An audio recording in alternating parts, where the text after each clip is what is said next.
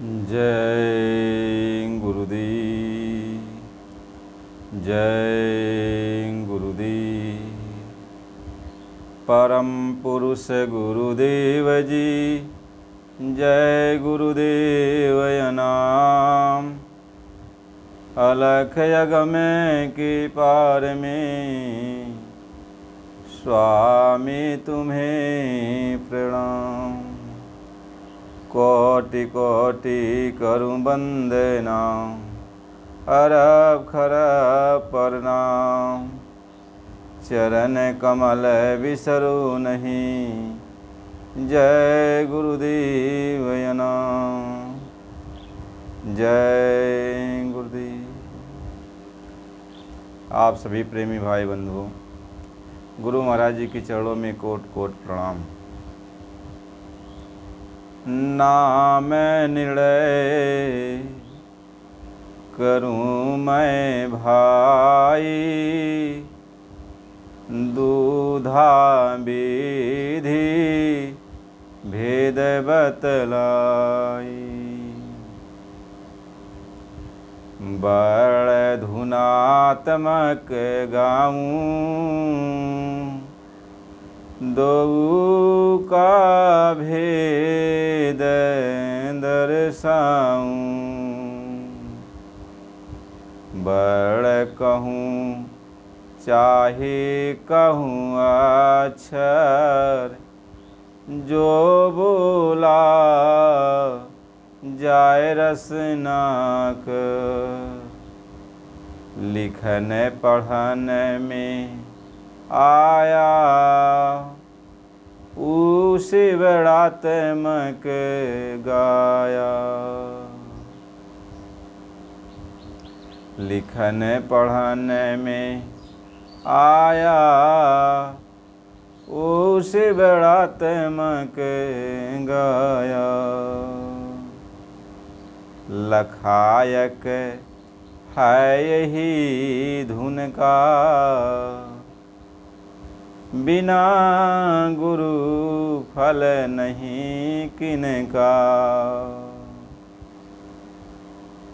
मिले गुरु नाम धुन भेदी, सुरत धुन धुनी संग वेधी। एकता नाम और नामी, मिला दे जो वही स्वामी। जय गुरुदेव। परम पूज्य स्वामी जी महाराज, आप सभी प्रेमी भाई बंधुओं, सबको सादर जय गुरुदेव। आप लोग कोई सत्संग के माध्यम से हम सब गुरु महाराज जी के वचन को याद करते हैं। समय समय पर महापुरुषों ने, महात्माओं ने, संतों ने इस मानव जात को उपदेश दिया, समझाया, बुझाया कि हमें ये मानव शरीर मिला तो हमें कैसे रहना चाहिए, हमें क्या करना चाहिए, क्या नहीं करना चाहिए। सब बातें महात्माओं ने हमें आपको बराबर समझाया और वो आगे भी समझाते रहेंगे, क्योंकि महात्मा हमेशा, संत महात्मा हमेशा इस धरती पे रहते हैं और जीवों को हमेशा समझाते बुझाते रहते हैं, सही मार्ग की शिक्षा दीक्षा देते रहते हैं। जब जब इस धरती पे ज़्यादा जो है धर्म का लोप होने लगता है, लोग धर्म को नहीं मानते हैं, तो ऋषि मुनि पीर पैगंबर जोगी महात्मा संत सब लोग धर्म कर्म का उपदेश देते रहते हैं। तो उनके उपदेश को कुछ लोग मानने लगते हैं और कुछ नहीं मानते हैं। ये तो हमेशा से होता आया है कि महात्माओं के सही वचन पर भी लोग शंका करते हैं। जोगी महात्मा, सिद्ध फकीर, जो कोई भी हो, यदि कोई वो समझाते बुझाते हैं, हम सबको सही मार्ग की शिक्षा देते हैं तो हमारे भले की होती है। लेकिन हम इस संसार में आकर अपने पढ़ने लिखने के गुमान में हम ये जान जाते हैं कि संत महात्मा कुछ जानते नहीं हैं, तो इससे उन्हीं से हम तर्क करने लगते हैं। लेकिन उन्हें अपने अंदर शांत दिल से विचार करना चाहिए। यदि ये संत महात्मा कुछ कहते हैं तो इस पर हमें अमल करना चाहिए। यदि संतों की बात को ले, उनके वचन पर हमें भरोसा है, विश्वास है, तो आप उस पर कुछ करो। महात्मा जैसे आपको कहते हैं आप इस मार्ग पर चलो, तो उस मार्ग पर चलोगे तो आपको कुछ हासिल ज़रूर होगा। जब आपको कुछ अनुभव होगा, हासिल होगा, तब आप कहोगे हाँ ये संत महात्मा जो कहते हैं वो सही है। लेकिन आप चलोगे ही नहीं और पढ़ने लिखने के गरूर गुमान में, अभिमान में ये सोचोगे कि नहीं हमसे ज़्यादा कोई कुछ जानता नहीं है, ये सब तो एक कोरी कल्पना बकवास है। तो संतों महात्माओं को, साधु फकीरों को, जोगी सन्यासी को, सबको आप नकार देते हो। देखो महापुरुषों ने बराबर हम सबको बराबर ही समझाया कि देखो नाम, भगवान का नाम दो तरह का होता है। भगवान का नाम दो तरह का होता है। एक नाम वह होता है कि जो हम लिख सकते हैं, पढ़ सकते हैं, बोल सकते हैं, यानी भगवान के नाम का हम उच्चारण कर सकते हैं। जैसे कोई मंत्र है भगवान के नाम का, वो भी वर्णात्मक नाम ही आता है। जैसे राम हैं, कृष्ण हैं और हनुमान हैं और सारे देवी देवताओं के नाम हैं और भगवान के नाम हैं। तो ये नाम जो है दो तरह का होता है। ये वर्णात्मक नाम, एक वर्णात्मक नाम जो जबान से बोला जा सकता है और एक धुनात्मक नाम जो इस जबान से नहीं बोला जाता है। कहीं दो तरह का नाम होता है। अब महात्मा जब इस आते हैं तो हम सबको समझाते हैं कि देखो भगवान के नाम का जाप करो, तो कोई भी नाम भगवान का दे देते हैं। जैसे भगवान के तो सभी नाम हैं, भगवान के नाम से अलग तो कुछ है ही नहीं। यह संसार भगवान के नाम से ही तो गूंज रहा है, तो कोई भी नाम वो भगवान का आपको दे देते हैं। राम, रहीम, करीम, कृष्ण, केशव, मदन, मुरारी और विष्णु भगवान का नाम, ब्रह्मा जी का नाम, शिव जी का नाम, इंद्र का नाम, सारे देवी देवताओं का नाम, ईश्वर का नाम, कोई भी नाम शास्त्रों पुराणों में, ग्रंथों में जो कुछ भी नाम वर्णित है तो भगवान का नाम वो आपको बता देते हैं।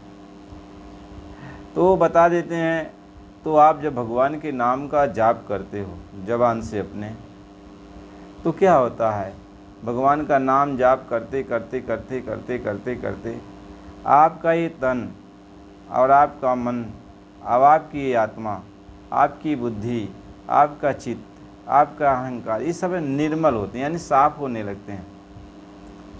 यानी मन में जो हमारी गंदगी है ये साफ होने लगती है। हमारे तन में जो गंदगी है, तन में गंदगी का मतलब ये होता है कि हमारा तन अच्छे कामों में नहीं लगता, खराब कामों में लगता है। खराब कामों में हम इस काम को लगाते हैं, लेकिन जब तन में सफाई आ जाती है तो हम इसी तन से महात्माओं की सेवा करने में, भगवान की सेवा करने में, संगत की सेवा करने में इस तन को लगाते हैं। तीर्थों में जाने के लिए और नाना प्रकार के महात्माओं के दर्शन करने के लिए, भगवान की नाना प्रकार की मूर्तियां हैं उनका दर्शन करने के लिए जगह जगह तीर्थ स्थानों पर तो हम जाने लगते हैं। कहते नहीं, शरीर हमारा जब तक है तब तक चलें, हम थोड़ा तीर्थाटन कर लें। तो तन भी आपका निर्मल होता है, मन भी आपका निर्मल होता है, आपकी बुद्धि भी निर्मल हो जाती है। तो आप विचार करते हो, सही सही विचार आपके अंदर आने लगता है, आपका चित्त अच्छी बात सोचने लगता है। अभी तो खराब खराब बातें हमेशा सोचता है रात और दिन, लेकिन जब नाम जपने लगते हो तो अच्छी बात सोचने लगता है, क्योंकि अब बुद्धि में कुछ विवेक आ गया, कुछ समझदारी आ गई। इस तरीके से भगवान के नाम का जब जप आप शुरू करते हो, भगवान का नाम आप जप शुरू करते हो, तो आपके तन मन सब निर्मल होने लगते हैं। तो जब तन मन निर्मल होने लगते हैं, आत्मा निर्मल हो गई, मन निर्मल हो गया, चित्त निर्मल हो गया, तो भगवान का जो नाम है जो बोला नहीं जाता है ज़बान से, जिसको धुनात्मक नाम कहते हैं। यानी धुन का मतलब होता आवाज़, मालिक की आवाज़। तो हमें मालिक की आवाज़ जो है सुनाई पड़ने लगती है। कब? जब हमारा तन मन पवित्र होने लगता है। हमारा जब मन पवित्र हो जाता है, हमारी आत्मा पवित्र हो जाती है, तो भगवान का नाम जाप करते करते करते करते तन मन हमारे पवित्र हो जाते हैं। तो भगवान की जो वाणी है, भगवान की जो आवाज़ है, वो हमें सुनाई पड़ने लगती है। क्योंकि भगवान की जो वाणी है, भगवान की जो आवाज़ है, वह भगवान के मुख से निकल रही है। तो भगवान के मुख से निकल रही है, तो भगवान के मुख से निकली हुई आवाज़, तो हमारा ये कान है, हमारा ये जो है, जो भी बाहरी चीज़ें हैं आप समझ लो, तो भगवान, ये कान, जो बाहरी कान भगवान की आवाज़ को नहीं सुन पाता है। ये बाहरी आँख भगवान का दर्शन नहीं कर पाती है, और बाहरी इस सही से हम भगवान के पास तक नहीं पहुंच पाते। क्योंकि भगवान जो है वो विशुद्ध निर्मल है। वैसे तो सब जगह भगवान है, लेकिन उसके करीब में हम जा नहीं पाते। तो जब हमारा ये तन पवित्र हो जाता है, हमारा मन पवित्र हो जाता है, हमारी जो आत्मा पवित्र हो जाती है, हमारे शरीर की इंद्रियां सब पवित्र हो जाती हैं भगवान का नाम जाप करते करते, तो भगवान की जो आवाज़ है, जो वाणी है, जो भगवान खुद ब खुद अपने मुख से उच्चारण करता है, जो बोलता है, वह हमें सुनाई पड़ने लगती है। अब उस वाणी को आप चाहे भगवान की वाणी कह दो, आकाश वाणी कह दो, कलमा कह दो, आयतें कह दो, उद्धव गीत कह दो, कुछ भी कहो, तो वो भगवान की वाणी है। उसी भगवान की वाणी को धुनात्मक नाम कहते हैं। यानी धुनात्मक जो नाम है, जो भगवान की वाणी है, वो आप तो बोल नहीं सकते, आप वही बोल सकते हो, आप वही कह सकते हो, वही नाम जाप कर सकते हो जो भगवान का नाम है। एक नाम तो आप भगवान का जाप करोगे इस शरीर से, इस मुख से, इस जबान से भगवान का नाम आप जाप करोगे।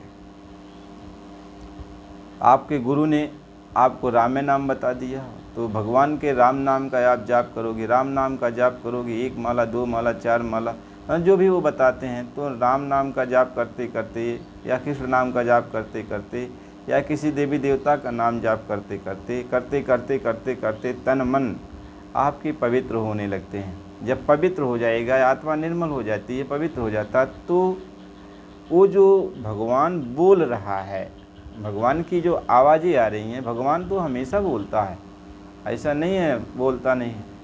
क्योंकि भगवान की सृष्टि है, तो भगवान नहीं देखभाल करेगा तो कौन करेगा। तो कण कण में वो भगवान बोलता है, कण कण में भगवान की दृष्टि पड़ी है।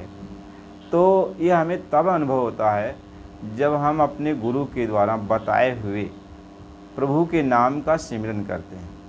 वैसे हम कोई भी नाम का सिमरन कर सकते हैं, लेकिन कोई भी नाम का सिमरन करते करते करते करते कितना समय बीत जाएगा कि वह नाम हमें पवित्र कर पाएगा। लेकिन जब संत सद्गुरु के द्वारा, यानी जो भगवान के नाम से जुड़े हैं, यानी जो भगवान के नाम को सुनते हैं, भगवान का दर्शन करते हैं, भगवान में मिले होते हैं, वो जब हमें भगवान का नाम देते हैं, तो अपनी ताकत उस नाम में भरते हैं कि ताकि यह जो जीव है इस नाम का जाप करेगा तो जल्दी असर करे, जल्दी इसका तन मन निर्मल हो जाए, साफ़ हो जाए। तो जल्दी जब साफ़ हो जाता है तो भगवान की आवाज़ हमें मिलने लगती है। बात यह है, इसलिए हमें संत सद्गुरु महात्मा फ़कीर की खोज करनी पड़ती है जो भगवान से मिले मिलाए होते हैं। वैसे तो भगवान के सभी नाम हैं, किताबों में वर्णन है, वही नाम महात्मा देते हैं, कोई अलग से नाम थोड़ी देते हैं। लेकिन वो भगवान से मिले होते हैं, तो वह नाम जो देते हैं वो सिद्ध किया हुआ देते हैं। वैसे आप अपने आप नाम जाप करोगे तो कितना समय बीत जाएगा नाम सिद्ध होने में। नाम सिद्ध तभी होता है जब आपके तन मन सब पवित्र हो जाते हैं। तो धीरे धीरे ये सब पवित्र होंगे, तो जब पवित्र होंगे तब नाम सिद्ध होगा। महात्मा इसी चीज़ को समझाते हैं कि जब गुरु मिल जाते हैं तो नाम बता देते हैं, तो नाम बता देते हैं तो इस नाम का जाप करते करते, यानी बड़ात्मक नाम का जाप करते करते, राम नाम का जाप करते करते, राम नाम का जाप करते करते तन मन निर्मल होने लगता है, आत्मा पवित्र हो जाती है। तो राम नाम यानी भगवान जो सच्चा राम नाम है, यानी जो राम के मुख से जो नाम निकल रहा है, आवाज़ जो निकल रही है, हमें वह सुनाई पड़ने लगती है। हमें आपको कोई भी हो सुनाई पड़ने लगती है। तो भगवान का जब नाम आप सुनने लगते हो, भगवान की आवाज़ जब आपको मिलने लगती है तो उस नाम को सुनने लगते हो, तो उस नाम पर आपका ध्यान चला जाता है। जब कोई आवाज़ कहीं से भी, कोई आवाज़ धुनकारा दे, कोई भी आवाज़ आपको बुलाए, दूर से आवाज़ आपके कानों तक पड़े, तो आपका ख्याल उधर ही जाएगा, भाई हमको कौन बुला रहा है। तो उधर जब ख्याल आपका जाने लगेगा तो उधर ध्यान आपका लग जाएगा। जब उधर ध्यान लग जाएगा तो जो बोल रहा है वह दिखाई पड़ने लगता है। तो इसी को कहते हैं एकता नाम और नामी, मिला दे जो वही स्वामी। यानी जो संत सद्गुरु होते हैं वो आपको नाम दीक्षा दे करके, नाम जाप करवा करके अंदर नाम धुन यानी भगवान का जो नाम है, भगवान की जो आवाज़ है वो सुना देते हैं। और जब भगवान की नाम हम सुनने लगते हैं, उनकी आवाज़ को हम सुनने लगते हैं, तो उस आवाज़ की तरफ हमारी दिशा तय हो जाती है कि ये बोल रहे हैं, बड़ी मीठी आवाज़ है, सुरीली आवाज़ है। तो इस आवाज़ की तरफ हमारा आपका ध्यान चला जाता है। जब चला जाता है तो उस आवाज़ को हम सुनते हैं, उसी को सुनने का नाम भजन कहा जाता है। यानी भगवान की वाणी को हम सुनेंगे तो यही भजन है, ये भजन है। यानी हम सुन रहे हैं भगवान का, तो वो भजन कर रहे हैं, भजन कर रहे हैं, यानी भगवान की बात को हम सुन रहे हैं। तो उधर भजन करते करते, यानी वो उस नाम को, धुन को सुनते सुनते, भगवान की आवाज़ को सुनते सुनते सुनते सुनते हम इस जोग बन जाते हैं। हमारी आत्मा इस जोग हो जाती है, आत्मा के अंदर वो ताकत आ जाती है, आत्मा भगवान से मिलने के योग्य बन जाती है। तो जब भगवान से मिलने की आत्मा जोग बन जाती है, भगवान देख लेते हैं कि आत्मा मेरे जोग है, मेरे रूप को ये देख सकती है, मेरे जो तेज को ये बर्दाश्त कर सकती है, तब भगवान का रूप सामने आने लगता है, भगवान का रूप सामने आ जाता है। तो आत्मा जो है भगवान के रूप को देख लेती है। इसलिए कहा कि महात्माओं ने इसीलिए कहा कि जो नाम है, धुनात्मक नाम और बड़ात्मक नाम, ये दोनों एक ही है। ये नहीं है कि बड़ात्मक नाम कोई अलग है, धुनात्मक नाम कोई अलग है। अरे बड़ात्मक नाम जो राम नाम का हम जाप करते हैं, रामे नाम की बात हम कर रहे हैं, राम नाम की महिमा गा रहे हैं। भगवान का राम नाम है, राम नाम, तो उसी की महिमा हम गा रहे हैं। और जब राम नाम गाते गाते राम हमको मिल गया, तो ये बड़ात्मक नाम और वो राम दोनों एक ही तो हैं।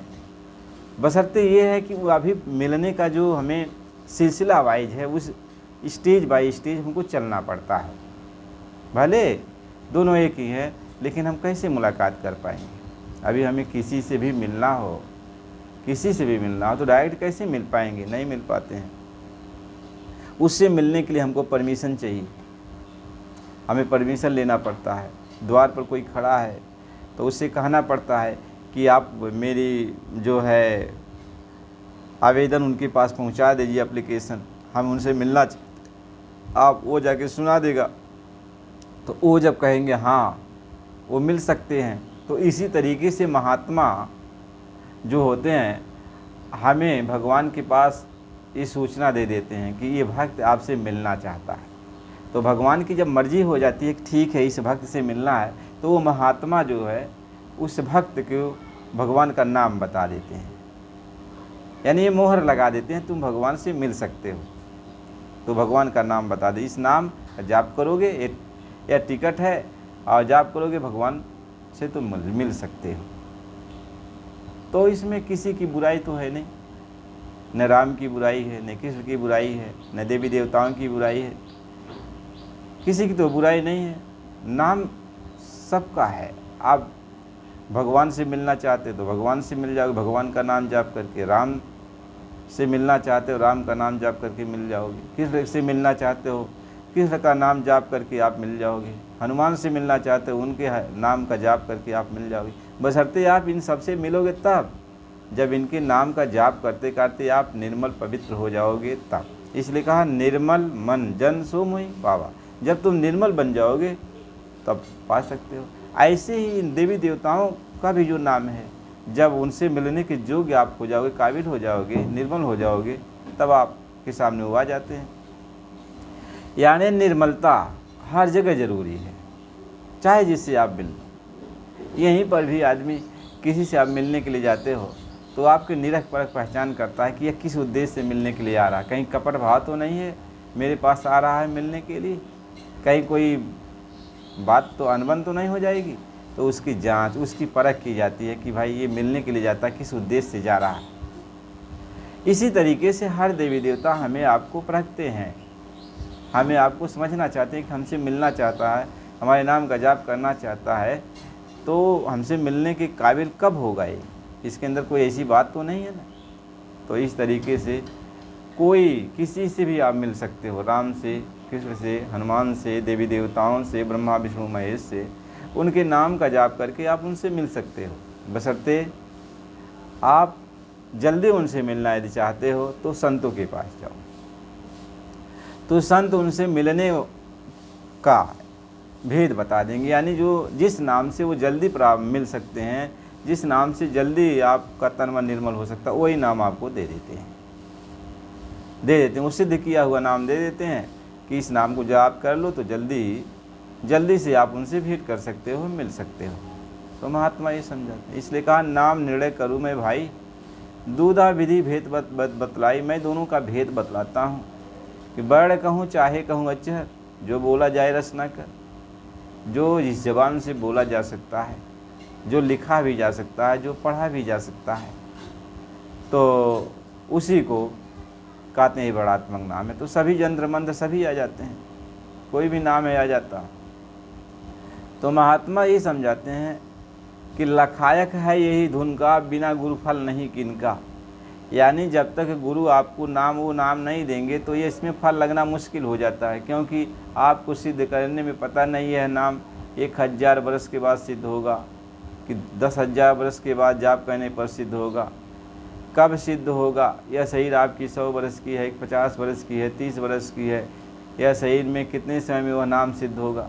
तो इससे दिक्कत आ जाती है। मान लीजिए हम अपनी मर्जी से नाम जाप करते हैं सिद्ध, तो नाम हम जाप करते करते ये नाम कब सिद्ध होगा, तभी तो जब सिद्ध होगा, तो जब नाम सिद्ध हो जाएगा तभी हमको निर्मल करेगा, तन मन हमारा निर्मल होगा, क्योंकि नाम ही निर्मल करेगा ना। तो वैसे महात्मा जब देते हैं तो सिद्ध किया हुआ नाम देते हैं, तो वो जल्दी असर करता है आपकी तन मन को, जल्दी आपको सिद्ध करना नहीं पड़ता है, तो जल्दी ही जो है वो असर कर जाता है और आपका तन मन निर्मल हो जाता है। तो जब तन मन निर्मल हो गया तो मालिक की वाणी सुनाई पड़ने, मालिक कहता है कि मुझे वही पाएगा जो उसका तन मन निर्मल हो जाए, आत्मा निर्मल हो जाती है, तो वो मुझको पा जाता है। तब मालिक की वाणी को सुनाई मालिक की वाणी आवाज़ सुनाई पड़ने लगती है, उसी को धुनात्मक नाम कहते हैं। यानी आवाज़ उसकी आ रही, आकाशवाणी कहते हैं, कलमा कहते हैं। अब उसी आकाशवाणी को, उसी कलमा को, उसी आयते को हम सुनने लगते हैं, हमारा ध्यान उधर चला जाता है, तो उसी को महात्माओं ने अपनी बोली भाषा में उसको भजन कहा। यानी भगवान की बात को, भगवान की वाणी को सुनना ही भजन कहलाता है। तो हम उनकी वाणी को सुने लेंगे, जब हम भगवान की वाणी को सुनेंगे तो वह दिशा हमारी तय हो जाती है कि ये आवाज़ किधर से आ रही है, तो उधर ही हमारी आत्मा का ख्याल उधर ही लग जाता है। तो वह भजन ही है जो हमें, हमारी आत्मा को मजबूती देता है, हमारे मन को मजबूती देता है, शक्ति देता है अंदर। मालिक की आवाज़ हमारे अंदर शक्ति देता है। अभी तो हम कमज़ोर हैं, निर्मल तो हो गए लेकिन कमज़ोर हैं, तो वो भजन ही, मालिक की आवाज़ हमें ताकत देगी, शक्ति देगी। तो जब ताकत शक्ति आ जाती है तो भगवान का जब दर्शन होता है तो भगवान के दर्शन को देख, मतलब आत्मा कैसे कर पाएगी, जब शक्ति रहेगी तभी कर पाएगी। उनके प्रकाश को, उनके तेज को कैसे बर्दाश्त कर पाएगी, जब शक्ति आएगी तभी तो। इसलिए कहा कि करें करावें आपने सोई, यानी मालिक स्वयं ही आपको आपसे अपने मिलने की योग्य बनाता है। तो वह अपनी आवाज़ सुना करके आपको अपने से मिलने के योग्य बना देता है। जब उस योग्य हो जाते तो सामने वो प्रकट हो जाता है, सामने दिखाई पड़ने लगता है, तब भक्त और भगवान का मेल मिलाप हो जाता है। तो महात्मा तो इस बात को समझाते हैं। इसलिए प्रेमी भाई बहनों, इस बात को समझना चाहिए, कोई नाम न छोटा है न कोई नाम बड़ा है, सब मालिक के ही नाम है। कोई संत न छोटे हैं न कोई संत बड़े हैं। हाँ, बशर्ते इतने है कि हमें उसी संत के बताए हुए नाम से सिद्धियाँ मिल सकती हैं जो भगवान से मिला हो, जो भगवान से मिला, भगवान की आवाज़ को सुनता हो, भगवान से मेल मिलाप उसका हुआ हो। यदि ऐसा कोई महात्मा मिल जाता है और हम उसकी शरण में चले जाते हैं तो हमारा आपका भाई जीवन बदल जाएगा, धन्य हो जाएंगे हम। ये महात्माओं की बाड़ियाँ कहती हैं, ये महात्माओं, इसीलिए तो भगवान ने यही कहा कि हे सबरी, मैं जात पात धर्म कर्म और जो कुछ भी है सबको एक किनारे तुम रखो, मानो एक भगत के नाता, मैं एक भक्ति का नाता, उसी के नाते सबको प्यार करता हूँ। तो तुम्हारी भक्ति मेरे प्रति, यानी तुम्हारे गुरु सिद्ध महात्मा थे तो उन्होंने तुम्हें नाम मेरा बताया, तो उस नाम के प्रताप से तुम्हारे अंदर वो तेज पैदा हुआ, तुम निर्मलता में आ गई। तो जब तुम निर्मलता में आ गई तो मुझे तुम्हें दर्शन देना पड़ा और तुमने मेरा दर्शन कर लिया। तो ये भक्ति की बात है, यानी उनकी वचन बात को सुनना, ये भक्ति की बात है। तो इस तरीके से कोई भी हो, आज तक कोई भी इतिहास उठा के आपको पढ़ो, भगवान उसी को मिला है जिसका तन मन निर्मल हो जाता है।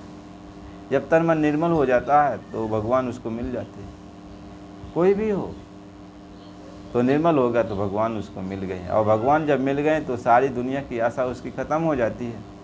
तो भगवान से भगवान को मांगता है, कहता भगवान आपका प्रेम प्यार ऐसा है, आपका दर्शन ऐसा है कि सारी इच्छाएं तो मिट गई, अब आप के सिवा कुछ नहीं चाहिए। तो भगवान ये कहते हैं कि पहले तो ऐसा नहीं था, पहले तो कुछ इच्छा से तो मुझको याद कर रहे थे कि भगवान मिलेंगे तो ये चीज़ मैं मांगूंगा, भगवान मिलेंगे तो ये चीज़ मांगूंगा। तो जो तुम्हारी पहली इच्छा थी तो उस इच्छा को मैं पूरा करूंगा, और उस इच्छा को तुम्हारी पूरा करके अब जो तुम मुझसे मांग रहे हो तो इसके बाद मैं तुम्हें अपनी गति दे दूंगा। कैसे ध्रुव जी तपस्या कर रहे थे, पहले तो ये विचार से तपस्या की कि चलो भगवान से मांगेंगे जो सबसे ऊंचा पद है, जहाँ से हमें कोई नहीं उतार सकता है। तो वह उनके अंदर इच्छा थी, लेकिन जब भगवान का दर्शन ध्रुव जी को हुआ और सारे ज्ञान आ गए उनके अंदर, तो उनकी सारी इच्छा मिट गई। भगवान ने पूछा बच्चों क्या चाहिए, तो उन्होंने कहा कुछ ना चाहिए, बस आप मिल गए और हमें अब कुछ ना चाहिए। तो भगवान कहने लगे बच्चा, बड़े प्यार से, पिता तो पिता ही होता है, भगवान तो सबके पिता हैं। तो उन्होंने कहा कि तुम इस उद्देश्य से आए थे तो चलो यह इच्छा हम पहले तुम्हारी पूरी कर देते हैं। तो उन्होंने कहा कि चलो अपने जो है अपने राज्य में जाओ, वापिस जाना, और हम तुम्हें अचल स्थान देंगे, जिसको अटल स्थान, वहाँ से तुम्हें कोई जो है उतार नहीं सकता, वह अचल रहेगा, और हम तुम्हें अपनी भक्ति दे देते हैं, भक्ति दे देते हैं। तो भगवान पहले वो चीज़ देता है जिस इच्छा से आप तपस्या कर रहे थे, उनके नाम का जाप कर रहे थे, और इसके बाद जो है जब आपकी भगवान से भेंट होती है तो कोई इच्छा रह नहीं जाती, क्योंकि आप निर्मल हो जाते हो। तो भगवान बाद में वो भक्ति का वरदान देते हैं कि चलो अच्छा, ये पहले तुम्हारी इच्छा पूरी हो जाएगी तब तुम मेरी भक्ति पा जाओगे। ऐसे ही होता है, ऐसे ही जैसे देखो सब लोगों ने ऐसा ही किया, जितने भी लोग तपस्या किए, भगवान का नाम का जाप किए, तो पहले जो उनके अंदर इच्छाएं थी उसी इच्छा को भगवान ने पूरा किया। देखो संत महात्मा कोई अलग से कोई बात बताते नहीं हैं, संत महात्मा वो अपनी निजी बात बताते हैं, अनुभव की बात बताते हैं। जितने भी महात्मा आए, दादू दरिया, नानक, कबीर और जितने पलटू और सारे मीरा, रविदास जी और सारे महात्मा और सारे ऋषि मुनि जितने भी आए, जोगी जति पैगंबर, तो वो सब जो अनुभव किए, जो चीज़ उन्होंने जाना उसी चीज़ को बताया। ये नहीं है कि किताबों को पढ़कर तब तुमको बता दिया। ऋषि मुनि आए तो किताबों को पढ़कर ये नहीं कि तभी तुमको बताया, उनको ज्ञान नहीं था, वो उस चीज़ को हासिल किए जैसे वाल्मीकि जी जब उस पद को हासिल कर लिए, उस ब्रह्म को जान लिए, तब तो उन्होंने उस चीज़ को बताया। ऐसे विश्वामित्र जी ब्रह्म ऋषि कहलाए, वो उस चीज़ को जान गए, वशिष्ठ जी जान गए, और सारे ऋषि मुनि जिस चीज़ को जो जितना जाना, देखा, सुना, उसी का वो वर्णन किया। तो किसी का वर्णन किया हुआ कोई चीज़ झूठा थोड़ी है। चाहे ऋषि मुनि कह रहे हों, चाहे जोगी जति कह रहे हों, चाहे साधु महात्मा कह रहे हों, जैसे संत सदगुरु कह रहे हों, तो जो कहते हैं वो अपनी आँखों से देख के कहते हैं। लेकिन बात यह होती है कि संत महात्मा जो भी देखते हैं, अपनी आँखों से देखते हैं, तो उसको बयान करते हैं, तो उसको जो है लिख दिया जाता है, किताब का रूप दे दिया जाता है कि फला महात्मा ने ये बातें कही, फिर फला महात्मा ने ये बातें कही, तो किताबों में लिख दिया जाता है। जैसे भगवान राम आए तो उन्होंने जो कुछ भी कहा तो उसको किताबों में लिख दिया गया। भगवान कृष्ण आए जो भी उपदेश दिया तो उसको किताबों में लिख दिया गया। तो किताब ये दर्शाती हैं कि हाँ, ये लोग आए, भगवान का रूप थे, महात्मा का रूप थे, संत सदगुरु का रूप थे, ऋषि मुनि का रूप थे, तो ये जानते थे, इन्होंने ये चीज़ जाना तो लिखा। तो किताबें हमें प्रेरणा देती हैं कि ये चीज़ सही है। धर्म ग्रंथ, शास्त्र, पुराण ये प्रेरणा देती हैं कि ये सही है, भगवान है, ईश्वर है, आत्मा है, परमात्मा है, देवी देवता हैं, और कुछ भी है, तो जो कुछ है वो सही वो बताते हैं। इस किताबों में जो वर्णन किया जाता है वो बताते हैं। तो हमें किताबों पर भरोसा करना चाहिए। जैसे कोई भी शास्त्र हैं, पुराण हैं, ग्रंथ हैं, वेद हैं, तो जो इसमें लिखा गया है वो झूठा थोड़ी लिखा गया, जो इसमें वर्णन किया गया वो झूठा थोड़ी वर्णन किया गया, वो सही वर्णन किया गया जहाँ तक वो लिखा गया।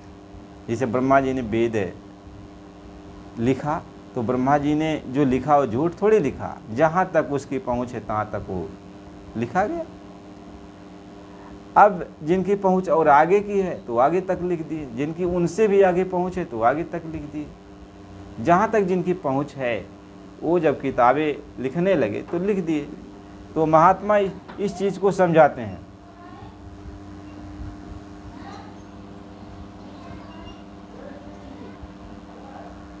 तो महात्मा इस चीज़ को समझाते हैं, हमें आपको किसी भी, चाहे ऋषि हो, मुनि हो, जोगी हो, जति हो, तपी हो, सन्यासी हो, साधु महात्मा हो, संत फकीर हो, हमें एक चीज़ को हमेशा याद रखना चाहिए कि कभी भी इनकी निंदा नहीं करनी चाहिए, और कभी भी ये नहीं कहना चाहिए ये नहीं जानते हैं। जहाँ तक जिनकी पहुँच है वहाँ तक वो जानते हैं और हमें वो शिक्षा दे रहे हैं। तो हम चाहे जिसको मानते हों, ऋषि मुनि को मानते हो, तो उनकी बात को मानकर वो जैसा कह रहे हैं कोई ऋषि मुनि, तो हमको उनसे के अनुसार चलना चाहिए। तो चलना चाहिए तो हमारी गति वहाँ तक हो जाएगी जहाँ तक उनकी गति है। तो जान जाएंगे कि ये ऋषि मुनि यहाँ तक आए। हम गीता पढ़ते हैं तो गीता में जो उपदेश है, उपदेश हमने सुन लिया, तो कोई गीता का ज्ञान देने वाला, भगवान कृष्ण से मिलने वाला कोई योगेश्वर यदि हमें कोई शिक्षा देता है कि ऐसे करोगे तो भगवान कृष्ण का भी दर्शन हो सकता है, तो ये नहीं है कि हमें टीका टिप्पणी करना चाहिए। यदि हमें भगवान से मिलना है, कि भगवान से भेंट करना है, हमारे दिल के अंदर उनसे मिलने की तमन्ना है, तो हमें उनकी शिक्षा पर ध्यान देना चाहिए। जैसा वो कहें वैसा करना चाहिए। तो जब आप करोगे तब तो भगवान से मिल सकते हो, फिर भगवान से तब केशव से मिल सकते हो, राम से मिल सकते हो। लेकिन आप कहोगे नहीं, आप कुछ नहीं जानते हो, आप कुछ नहीं जानते हो, आप किताबों से हमको समझाओ, तो किताबों से कोई भैया समझा किसी को नहीं पाएगा। क्यों किताबें महात्माओं की हैं, और महात्माओं की जो वाणियाँ हैं यह पूरा नहीं लिखी गई, इशारा लिखी गई हैं। तो इशारा में आप क्या समझ सकते हो, हमें आप क्या समझ सकते हैं? कोई चीज़ का इशारा, किसी भी जगह का, किसी भी शहर का यदि एक नक्शा बना दिया गया, वो इशारा कर दिया गया, तो आप उस शहर की बात नहीं समझ पाओगे पूरा ना, शहर में क्या क्या हो रहा। इशारा से इशारे बयान करते हैं। हाँ, उस शहर में को जानना है तो शहर में जो गया आया गया उसका साथ कर लो और वो पहुंचा देगा आपको, तो शहर अपनी आंखों से देख लो। ऐसे संतों महात्माओं और जोगी फकीरों और साधुओं और जितने भी हैं ऋषि मुनि मनीश्वर, सब अपनी अपनी बात अपनी अपनी जगह पर सही कहते हैं। और हमें परमात्मा से हमें कैसे मिलना है कैसे नहीं मिलना है किताबें बयान करती हैं। तो सभी किताबें यदि पढ़ना चाहते हो तो सभी किताबें पढ़ो, उसमें जहाँ भी आपकी रुचि लग जाती है कि हमें ये काम करना है, तो उसके अनुसार उनसे मिलाने वाला कोई साधु महात्मा फकीर जोगी जोगेश्वर कोई मिल जाता है तो उसकी बात मान लो, फिर आप मालिक से मिल सकते हैं। इसलिए प्रेमी भाई बहनों, कभी भी किसी से, हमारे गुरु महाराज जी बराबर ये कहा करते, जब जब वो कार्यक्रम करते थे, मथुरा में भी कार्यक्रम करते थे और जगह जगह जब काफिला निकालते थे, तब भी हमारे स्वामी जी महाराज यही कहते थे कि बच्चा आप मेरी एक बात पहले मानो।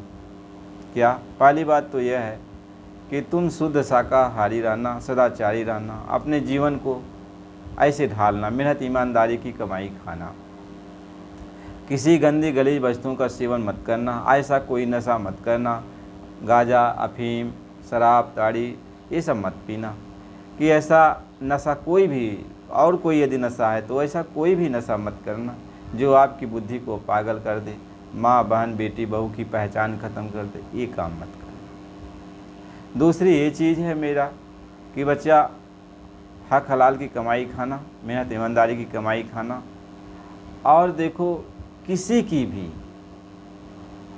निंदा मत करना, कोई भी साधु महात्मा की, कोई भी साधु महात्मा की निंदा मत करना, कोई धर्म मजहब की बुराई मत करना, कोई मुनि कोई जति कोई तपी कोई सन्यासी कोई जोगेश्वर किसी का भी आप निंदा मत करना, किसी धर्म मजहब की बुराई मत करना, किसी जात पात की बुराई मत करना, छोटे बड़े किसी की बात मत करना। अधिकारी कर्मचारी नेता लीडर जो जहाँ भी जैसे हैं किसी के बारे में तुम बुराई मत करना। यदि मेरी इस बात को तुम मान लेते हो तो तुम मनुष्य बन जाओगे, तुम मनुष्य बन जाओगे। और जब जीव मनुष्य बन जाएगा, मानवता उसके अंदर आ जाती है तो वह निर्मल हो जाता है, और जब वो निर्मल हो जाएगा तो भगवान को पा जाएगा। कहे निर्मल मंजन सो मही पावा। तो हमारे गुरु महाराज जी बराबर यही कहते थे, वो किसी के बारे में और कुछ नहीं कहते, न राम के बारे में न कृष्ण के बारे में, ये नहीं कहते ये नहीं है, कहते सब हैं। लेकिन इनसे मिला हुआ कोई महात्मा मिल जाए, कोई संत मिल जाए, कोई जोगी जति मिल जाए जो भगवान राम श्री कृष्ण से मिला, तो आपको मिला देगा, आपको मिला देगा। गुरु महाराज जी यही कहते। तो हमें अपने मालिक की शिक्षा दीक्षा पकड़ना चाहिए, उनके मार्ग पर चलना चाहिए। तो जब हम उनके मार्ग पर चलेंगे तो भैया हम विरोध क्यों करेंगे किसी का, किसी को क्यों कुछ कहेंगे। हाँ, गुरु की बताए मार्ग पर चलते हैं और जो कुछ भी मालिक हम लोगों को देंगे, कुछ दया दुआ बख्शेंगे, तो गुरु महाराज ने यह भी कहा यदि बच्चा कुछ दया दुआ तुम्हें महसूस भी होता हो तो किसी से कहना भी मत। ये नहीं कि तुम्हारे अंदर अहंकार आ जाए कि नहीं मैं ये जानता हूँ, ये भी नहीं। तुम भी ऐसे अनपढ़ अज्ञानी की तरह बन के रहना और इन्हें कहना कि मैं सब कुछ जानता, मैं जानता, मैंने देखा है, मैंने सुना है। यह भी गुरु महाराज जी ने कहा कि यदि कभी ध्यान भजन सुमिरन करते वक्त, भक्ति पूजा पाठ करते वक्त कुछ तुमको मिलता भी हो तो किसी से कहना मत। यदि कह भी दोगे तो ठीक नहीं है, आगे जो सामने जिसे कहोगे वो मानेगा ही ये नहीं, कहेगा तुम झूठा हो, तुमको क्रोध आ जाएगा, वो मालिक नाराज हो जाएगा। इसलिए महात्मा ये समझाते हैं कि ये सब बात किसी से कहने की ज़रूरत भी नहीं है और मेरे बताए हुए मार्ग पर आप चलो, जैसा मैं कह रहा हूँ वैसा करो। और गुरु महाराज जी ने कहा कि तुम्हें भगवान से मिलना, बहुत सारे लोग हैं जो भगवान से मिलने की बात करते हैं, चले जाओ उनके पास और वो भगवान से मिले होंगे तो आपको रास्ता बता देंगे, आप भी मिल जाओगे। हमारे पास आ रहे हो तो हम जैसा समझते बूझते हैं, गुरु महाराज जी ने कहा वैसा हम तुम्हें रास्ता बता रहे हैं। तो स्वामी जी महाराज ने कभी किसी की निंदा चाहे चुगलाई या किसी के बारे में कुछ कहा नहीं, न किसी धर्म मजहब की बुराई किया, और हम लोगों को मानवता के रास्ते पर चलाया, शाकाहारी रहने के लिए कहा, सदाचारी रहने के लिए कहा, और कहा कि इससे बच्चा इंसान बन जाता है। और इसलिए प्रेमी भाई बहनों, और जो भी इस चैनल के माध्यम से और इस सत्संग वचन को सुन रहे हैं, हमारा सबसे करबद्ध विनम्र प्रार्थना है, हम कुछ जानते नहीं हैं। हाँ, गुरु महाराज जी के जो कुछ भी वचन हैं उसको याद करते हैं और ऐसे मालिक से विनती प्रार्थना करते हैं कि मालिक आपकी दया दुआ रहे। और जो भी आपके वचन तो पूरा कह भी नहीं मिलता, क्योंकि आदमी कोई भी इंसान हो, महात्माओं की वाणी तो अच्छा से कह नहीं पाता, कुछ तो कहता है और कुछ अपने तरीके से कुछ कह बैठता है। तो ये तो ज़रूर है, ये इंसान का एक गुण है, अक्षर से कोई बात कह भी नहीं पाता है और सुनने वाले को भी समझ में आ जाती है कि अक्षर से कोई बात कहता नहीं है। इसलिए जो है हम आपसे निवेदन करते हैं, प्रार्थना करते हैं कि हम तो आप सबसे छोटे हैं, अज्ञानी हैं, ऐसा कोई तो ज्ञान नहीं है, लेकिन ये ज़रूर कहते हैं कि आप भगवान से यदि मिलना चाहते हो तो जो ये कहते हैं कि हम भगवान से मिला सकते हैं। साधु महात्मा बहुत हैं, बहुत सारे ऋषि मुनि हैं, जोगी जति हैं, और भगवान से मिलने के लिए यदि आपके अंदर तड़प है तो जाओ उनके पास, उनसे रास्ता ले लो और भगवान से मिलने का मार्ग बता देंगे। और जो है नाम भगवान का देंगे तो नाम का जाप करोगे, निर्मल हो जाओगे। तो यदि मालिक की दया कृपा हो जाएगी, हो सकता है कि इस जीवन में हम सबको भी मालिक कुछ अनुभव दे दे, कुछ ज्ञान दे दे, अपना कुछ झलक दे दे। एक झलक उनकी यदि मिल जाती है तो भी जीवन बदल जाता है। तो मालिक का झलक पाने के लिए तो हम सभी लोग तो तरसते रहते हैं। हम सारी आत्माएं हैं। ये नहीं है कि आप पढ़े लिखे हो तो आप नहीं हो, आप अफसर हो तो नहीं हो, आप मंत्री हो तो नहीं। छोटा से लेकर बड़ा तक सभी हम सारी आत्माएं हैं, एक ही हैं। हम लोग भगवान के ही तो अंश हैं। तो हम सब तो एक भाई हैं, तो कोई छोटा बड़ा थोड़ी है। अरे कोई किसी मार्ग पर चल रहा है, कोई किसी मार्ग पर चल रहा है, चल रहे हैं हम लोग। जैसे हमारे अंदर ज्ञान हुआ तो हम इस मार्ग पर, आपके अंदर ज्ञान हुआ तो आप उस मार्ग पर, उनके अंदर ज्ञान हुआ तो कोई उस मार्ग। कोई देखो वैज्ञानिक बन गए तो कितना बड़ा आविष्कार कर लिया, कोई डॉक्टर बन गए तो कितना बड़ा बड़ा आविष्कार लोगों ने कर लिया। कैसे कैसे कि भाई जहाँ जीव को उसका अंत समय आने वाला है, फिर भी डॉक्टरों ने ऐसा रिसर्च करके उनको ऐसी दवा दिया कि उनका तबीयत ठीक हो गई। तो ऐसे अपनी अपनी जगह पर सब लोगों को भगवान ने ही तो ये बुद्धि दिया। तो जहाँ तक जिनकी पहुँच है वो वहाँ तक चल रहे हैं, वहाँ तक चल रहे हैं। कह को बड़ छोट कहत अपराधु, और सुन गुण भेद समझिए साधु। तो न कोई छोटा न कोई बड़ा है। इसलिए आप सभी भाई बंधुओं से निवेदन है, विनती है, प्रार्थना है, मिलजुल कर के रहो।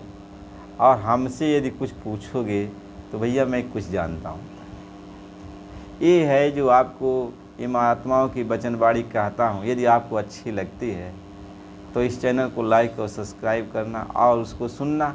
और आप हमसे प्रश्न पूछो, ये कैसे हुआ, ये कैसे हुआ, तो हम कुछ जानते नहीं, हम जानते नहीं हैं। पहले ही जान लो कि ये आदमी कुछ जानता नहीं है, ये जो कुछ भी है ये अनपढ़ अज्ञानी है, ये कुछ जानता नहीं है। हाँ, कुछ कह रहा है महात्माओं की बातों को सुन सुन करके।